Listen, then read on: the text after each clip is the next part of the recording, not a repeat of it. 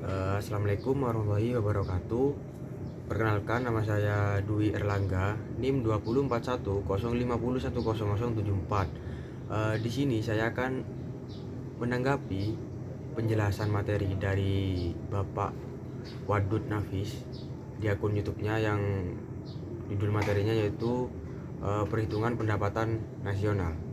Langsung saja, pendapatan nasional yaitu pendapatan yang diterima oleh seluruh rumah tangga keluarga di suatu negara dari penyerahan faktor-faktor produksi dalam satu periode waktu tertentu. Biasanya selama 1 tahun atau nilai akhir dari semua barang dan jasa yang diproduksi dalam 1 tahun penuh. Nah, kemudian ada konsep pendapatan nasional. Pendapatan nasional itu yang pertama ada produk domestik bruto. Apa sih produk domestik bruto? Produk domestik bruto yaitu jumlah produksi barang atau jasa yang mampu dihasilkan suatu wilayah dalam waktu 1 tahun. Contoh, produksi di wilayah Jawa Timur, Jawa Barat, Batam, dan Kalimantan. Nah, terus yang kedua, produk itu nilai produk berupa barang dan jasa yang dihasilkan oleh penduduk suatu negara atau warga negara atau penduduk tersebut yang menghasilkan di luar negeri. Contohnya si A, orang Indonesia dan mempunyai penghasilan di Indonesia. Kemudian si A juga orang Indonesia yang mempunyai penghasilan di luar negeri. Lalu persamaan yang berlaku pada pendapatan dalam negeri di plus pendapatan WNI di luar negeri dikurangi oleh pendapatan asing. Selanjutnya yaitu produk nasional neto.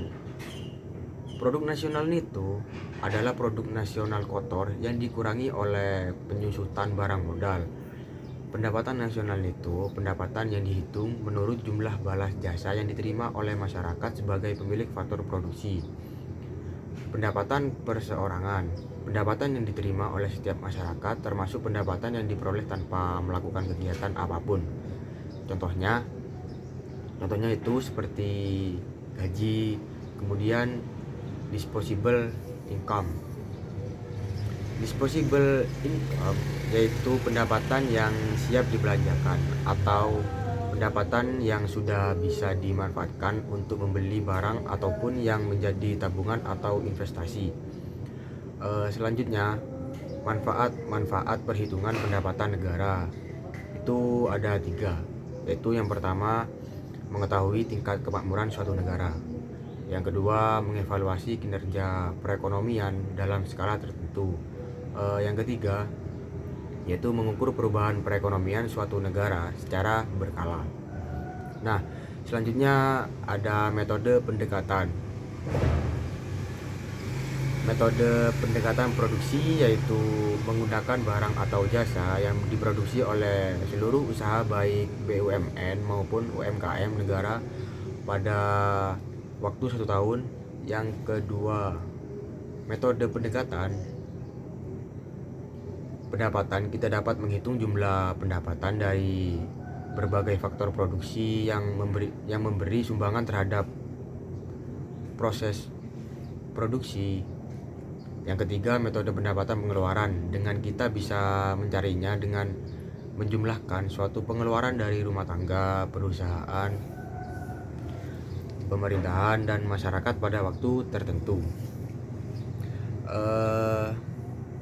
Terus yang keempat, pendapatan nasional dalam perspektif ekonomi Islam. Pendapatan nasional itu harus dapat mengukur penyebaran pendapatan individu, rumah tangga. Yang terakhir, sumber-sumber pendapatan nasional dalam Islam. Yang pertama yaitu walimah atau harta perang, harta yang didapat ketika untuk memenangkan perang. Yang kedua, sodakoh. Yang ketiga, infak. Yang keempat, zakat.